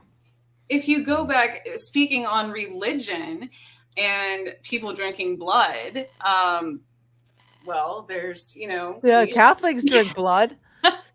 So, This is my body and blood. Whoever right, eats that- and that would drinks have mean- eternal life. exactly. That would mean wine. Christians and Catholics are all vampires. Yeah, so. they're all vampires. Yeah. Yeah, go out and get Well, you I never. love zombies, so personally. Zombies. We can go there. No, I don't want to talk about zombies. If you Bath think about salts. even Vlad the Impaler, you know, Dracula. Well, yeah, Dracula was he was an of evil people like son of a that. bitch. Right. They actually drank people's. So there's a Took lot baths of. in his Even wife if and you then- go, like, you know, back to mythology and the gods and stuff, and there's a lot of beliefs that where they drink blood of their enemies or animals or whatever to gain their power. Yep. So, and then you can go the other route where there could be energy vampires as well. Oh yes, Yeah. I know a couple Oh. of those. But what you just said there, Trish, like the Native Americans, the Lakota Sioux, when they would go out and hunt Yeah. buffalo, Mhm. they would kill one and automatically like take their heart out, and they'd store Right. it in the heart because Yeah. they wanted to be Because that part is, of the buffalo. yep. And the women, the women, they would drink. This is true. They would take baths in the blood of a virgin. That would make That was her a queen. beautiful. What was her name? That would make her see her beautiful. I forget her. That was not Cleopatra. I know that. I know. No, it was some queen in England where she got all the young, single, beautiful women in And took her baths town or wherever, Her blood. and they killed her, and she soaked in it. Yeah, because it would make you beautiful and young, forever young. Mhm. Yeah. What movie was that from? I've seen it. I don't know. but it I was saw that creepy on as the hell. History Channel, buddy. I saw that on History Channel. Well, blood is supposed to be, it's rejuvenating, they think. That's why you want to take B vitamin and have your iron, because when you're low, like Trish was saying, when you're low, you're anemic, you're tired. So Mhm. blood is very important. Yeah, you'll look like a ghost. You'll be all like super pale. Yeah, I'm anemic. I have to take iron because I look like a vampire. I don't like the sunlight either, because no, I have a disease that I don't like the sunlight. I have Sjogren's and I can't go out in the sun. I have to wear sunglasses and bright Oh light. wow. Oh, it's horrible. So, but I mean, I love the sun, but I have to protect myself. So that could be something like they could have, and they don't Yeah, have. that's I don't awesome. have tears. I don't cry, and they think, "Wow, you don't cry? That means you're evil." I don't have tears. I can't shed. It's really bad when you can't cry. Did you ever try wanting to cry? You don't have tears to cry. It's No, horrible. I'm I heartless. never did. That was Snow White, the newer one, where she couldn't cry and she bathed in Wish then I she bathed in it. bathed in blood. Yeah. Well, maybe that's my problem. Maybe I got to go kill me some Oh, sheep. oh, don't go there. Hey, Don't go there. I don't have enough money to bail you out of jail, buddy.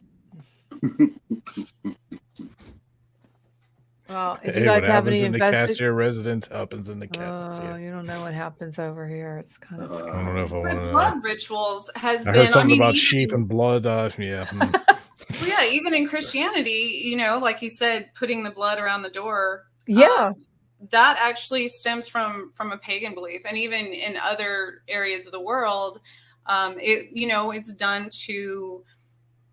So doorways are considered the threshold between like an entry and an exit, or a threshold to something. Mhm. So a lot of different cultures and beliefs, they would put the blood at certain times of the year, certain days, things like that, around the frame, so evil entities can't pass through that, to block that, and or demonic in some Yeah. people believe that, things like that. So blood's been, and then like we're talking about with communion and things like that, blood has been used Sacrifices forever, since that's what Steve Gray voodoo, said. There's black blood magic, sacrifice. Yep. Blood All of those sacrifices all stuff. through the Bible too. I mean, the Christianity is based off the pagan religion. I mean, it's good. A lot of it. A Yeah, lot of it is. a lot of it is, and there's hey, to each his own, right? You want Right, to exactly. to each But his own. in the long run, when it comes down for me, is I will respect what everybody believes in. If it makes you good and it makes you happy, Mm-hmm. go for it. All I ask you is that you believe what I believe. Well, one day when we all die, we'll find out what really happened. When John's in hell. I'll say, John, come on in. You go, oh, sorry, you can't come in. Remember back in 2021 on Chasing Prophecy? Oh, I'm going to hell. Here's Hey, you my look like you're theory. starting No, to you're sweat not. already. I am. It's hotter than hell, dude. Why are you always so hot, Sean? Is that because you get upset? My mom keeps telling me I'm having menopause. I don't. Do Well, they you know have her, that? so Yeah, there is. Yeah, men do get it. you're a prime Where example. they get the heat. You You need know, like test- the women you get need- menopause. You need tea. Right here, need Lipton. Jason, hook him up with some tea. Go outside, Testosterone. get in your car, go to the store, and get yourself some tea. Yeah. I got it right I don't here. mean that kind of tea. I'm talking about testosterone. Oh, You have get in your some- car, go to your Alex doctor's Jones has office, some and on get some tea. Infowars.com, and I'm not getting. He's not my sponsor either, but Infowars, they have some good stuff on there. You can get some. So, what's everybody going to be doing for Halloween this year? Are you getting ready to I'm going decorate? to kidnap little children. Hansel and Gretel. Halloween? I mean, I'm a redhead. I'll probably go soul stealing, like we do. Do you have blue eyes? No, they're No. red. They're red. She's a Oh, devil. man. She's a Oh, my redhead. God. Oh, So here's an age-old question for the Reds. It's always been said, told that gingers don't have souls. What do you feel about Oh my that? God, whoever said that? No, I think it I heard on the that. planet. I heard that. Gingers don't have Okay, souls. Yeah. That's an interesting thing because I've had this, thought and discussion many times with people, and a lot of gingers. That's actually, kind of derogatory. Most people don't know the origination of that either. But as far as redheads go, and going back to the RH factor and things like that, and redheads are one of the few, right. Well, that's what I was going to say. Most of us She's an date alien. back to the original cavemen that have been found, and that's why we're the 1%. Look, see, she stopped there for a second. See, she is an alien. Yeah. That's why she's on the show. I know. But she's that's an what I was alien. going to say. So if that were the case, and we are aliens, but I think everybody here is an alien. So I mean, I'm whatever. an alien. But if we were the first ones here, then and with the theory of souls as it is now, how people believe in souls entering bodies and when people are born and things like that, maybe redheads don't have, You don't have a soul. maybe our ancestors didn't, for that matter. I was just curious because I've heard that saying like my entire life. People Redheads always say don't stuff have like souls. that. It's like, being with all of your knowledge and everything. I was curious to see what your input would be on that. Yeah. Yeah, That's a good question, Jason. So you Irish, Trish? I am. Or are That's you why she's a 100%? redhead. Yeah, that's good. She's a little That's good. leprechaun. What do you feel And about it's leprechaun? funny because, redheads are, well, going back to it that I just watched, Pennywise is a God. redhead with blue eyes, There's, Mhm. That guy, that little creature, dude. so Uh, witches are always portrayed as redheads, all of the like vampires. No, I thought they were mostly dark hair with, like yeah, that's what I thought. that. What's that girl? What is it? Oh, What? Well, she's tired. She's no, I'm tired. not. I'm trying to think of the She's name. tapping She's out. no, I'm not tapping out. OAC, Hocus is that her name? Pocus? Ocasio-Cortez. She's a little witch. She's like, Oh. Oh, jeez. sorry. Oh wow. But no, that's interesting because do you this might be personal. You don't have to say nothing or tell me to shut up. But do you practice the Shut up, Wiccan religion? I do not. She doesn't know what No. she's And a lot of people don't realize that Wicca is a religion. Right. I follow more of the pagan beliefs. Okay. And that's more of, the Well, can you tell us what, like, for people who are listening, what's the difference between a pagan and a Wiccan? So paganism is kind of an umbrella term for. Do you wear a black cape at night? I mean, are you that kind of pagan? That you actually worship on Halloween? You go to a black mass. Well, Halloween, Samhain. Is that a big holiday for you, a pagan? It is because it's the marking of begins the dark half of the year, obviously. So, but most pagans are very peaceful and really just believe in the. Okay, you're more like, I'm a pagan, but I don't worship. I don't do like I'm looking it up. They're more like they believe nature is sacred. Absolutely. They're into nature. Right. So As I'm above, like so at below. And anything you put out into the universe comes back to you. okay. Like that. But yes, as far as the holidays, which they mostly follow the same ones as Christianity, because Christians, took those Okay, from so the- Wiccans have rituals. I don't see anything about paganism Wiccans having is rituals. more. So I don't want to say New Age because that's not correct, because it's been around for a long time. Has not been around as long as paganism, but it is a specific religion, kind of like Christianity is to the. It's less broad than paganism, but they have different beliefs that I. Well, why don't they have like a Christian pagan?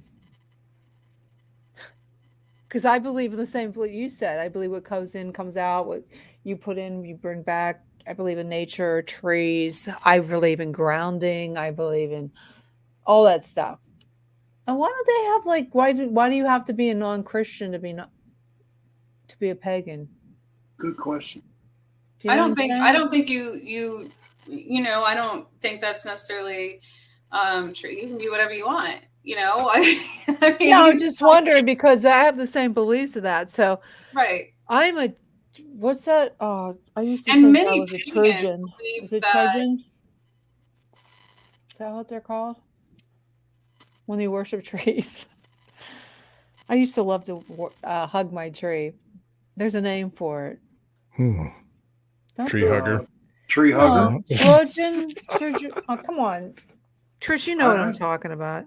I do. I can't think of the word. I know, but I I have can't. no idea. there's An arbanist. No. No, that's somebody that cuts them down. An arborist. I had a I thought nervous they grew. breakdown when they had to cut down my tree. So Okay. I believe, since I have attended so many different, you know, studied so many different religions and attended so many different churches and things like that. What is it called when you believe that all peaceful religions have some substance to them? Omni. It's something omni. I don't know. Well, don't be laughing at us, Augie. I know where you are. Oh, you know what, Augie? You're done, dude.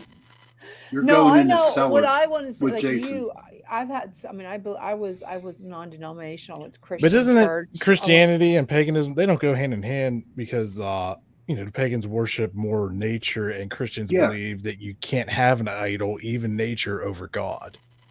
Well, You know, Well, doesn't that make yeah, sense? paganism. There's Yeah. like Mother Earth, Gaia, and a father figure as far as like God. So, and that's the duality of things. And so, Okay, so the you reason you I can't say started okay. was because everything has a duality on our Earth. Everything, you know, you have the northern and southern hemispheres. You have the sky and the earth. You have just even going back to the angels versus demons thing, that's a duality. That's people's, you know, two personas for that matter, good versus bad, evil versus and so that's part of the whole as above so below, where you have Mother Earth, Gaia, and God. So And Wiccans' Well, I found motto out- is "Do no harm." what I found out through a friend of mine who studied mythology. Do you know how the devil got the horns in the picture? How? Well, the Christians back when they were dealing with the pagans over there, you heard of Pan, right? Half man, half animal, right? Well, the Christians drew horns on Pan, and they said this is the devil, and that's how the devil got his picture with horns on. Don't get quiet, everybody. Start talking. I mean, I don't know, but seriously. I think you should work on getting your headset fixed because you're The what?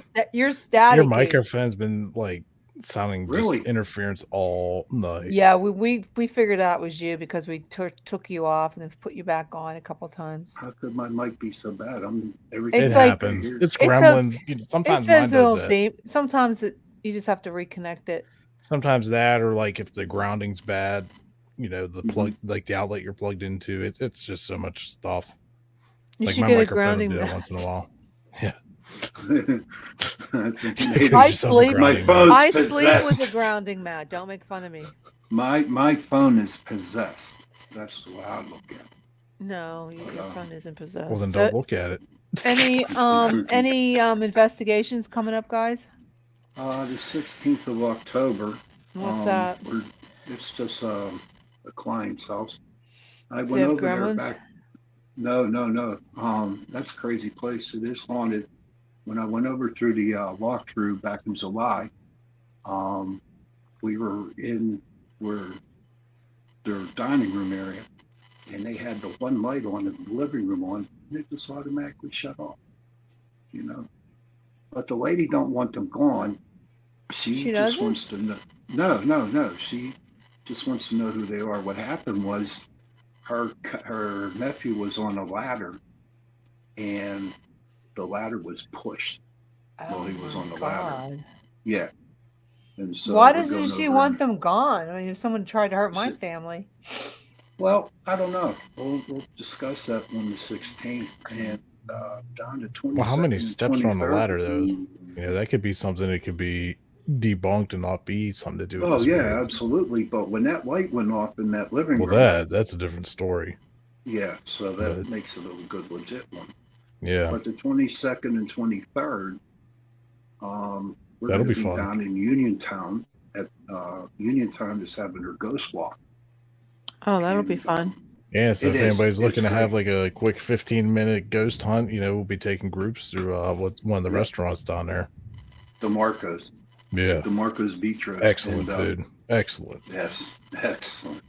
That's And then gonna on be the fun. 23rd, though, before I go down there, I'm doing a speaking engagement down on Oh, the you south side. are. Where is this at? Oh, Down on the south side. It's I don't Down know there. the name of the place. They just moved out there. Wow, you're really It's- getting up there, Sean. Couple. pants and Oh, that. this happens every year.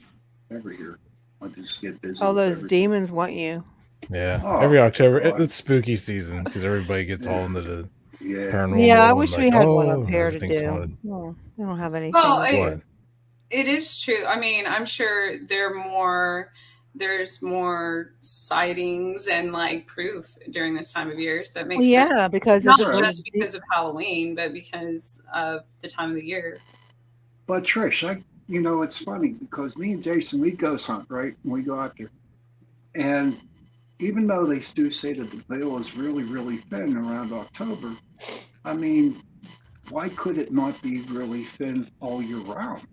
Because there's a lot of because it goes back paranormal to activity. Christianity, Sean. No, Also, I'm Well, being look- honest look with you. I don't Look what happened understand at that. Blair House in February. well, that's Yeah. because you guys were there and they wanted to agitate you. Trish.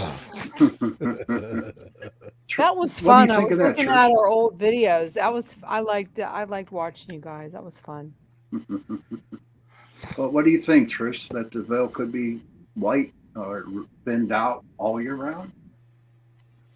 I think, I've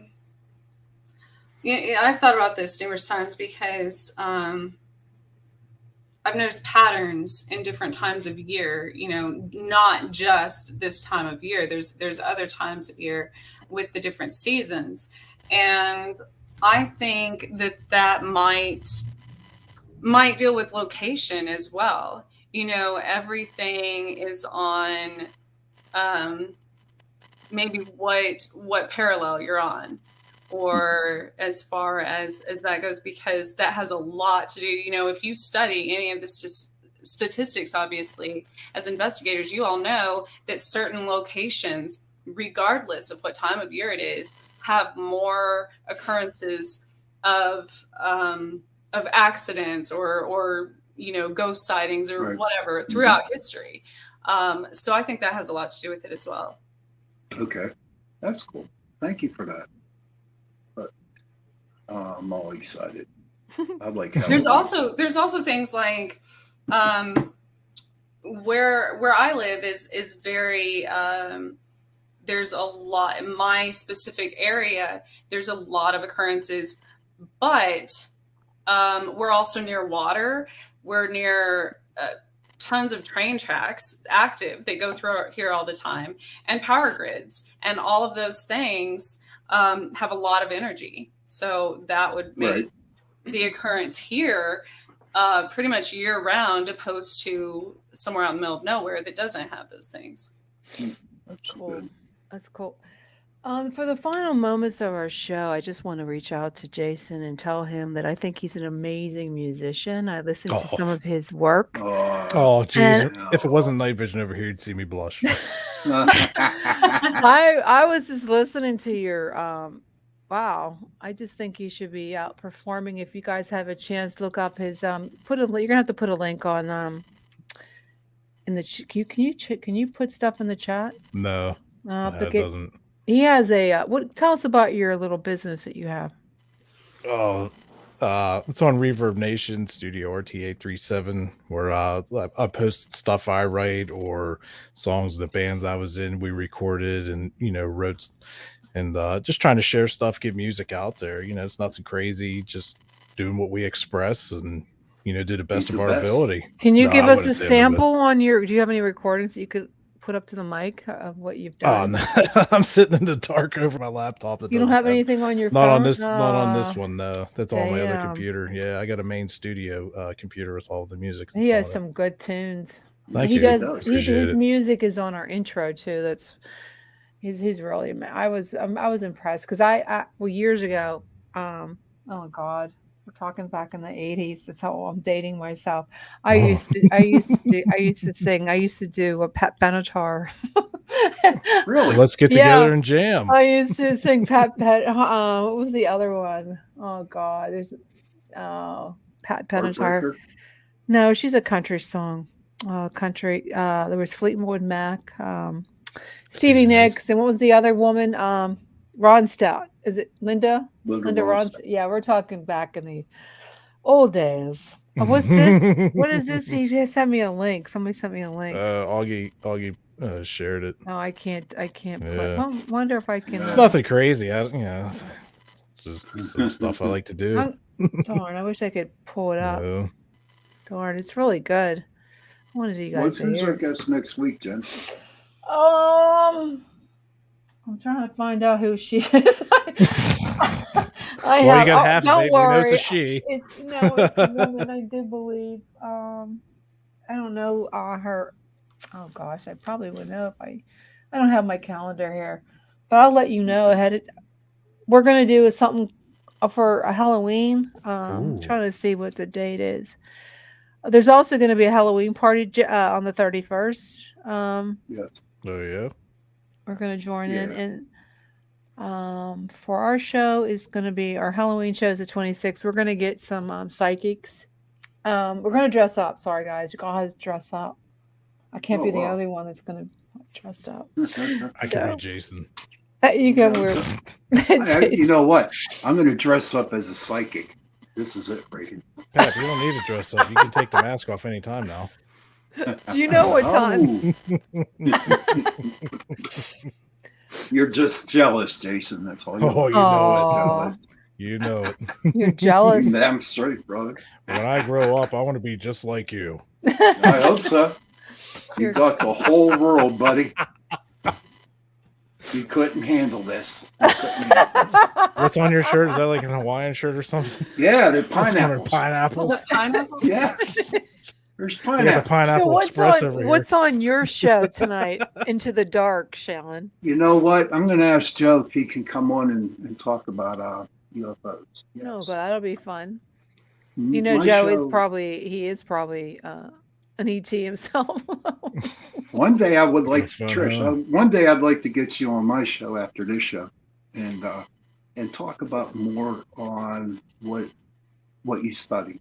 You know, and I would like my listeners, who are these listeners, learn more about what you study, what you believe, and how to get it. We'll be on for about 48, 49 minutes, but that's about it. But I'd like to have you on the show one day. Not 58 or 47? No. Not 55? No. See, we don't have to hurry to get off because Sean's off. Yeah. My person. We're going to eat up your minutes, Sean. Please do. Please do. Please do. We should just have But Sean. are you okay with that, Trish? You okay with that? Yeah, definitely.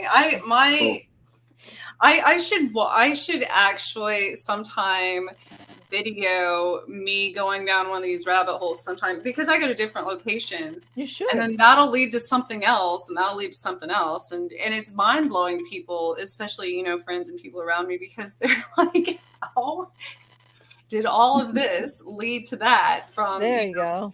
something you saw? And then it ends up bringing together a bunch of history as well as solid facts almost about different locations and things that have happened, and even murders, things that I had no prior no knowledge of. And it's really interesting how I don't know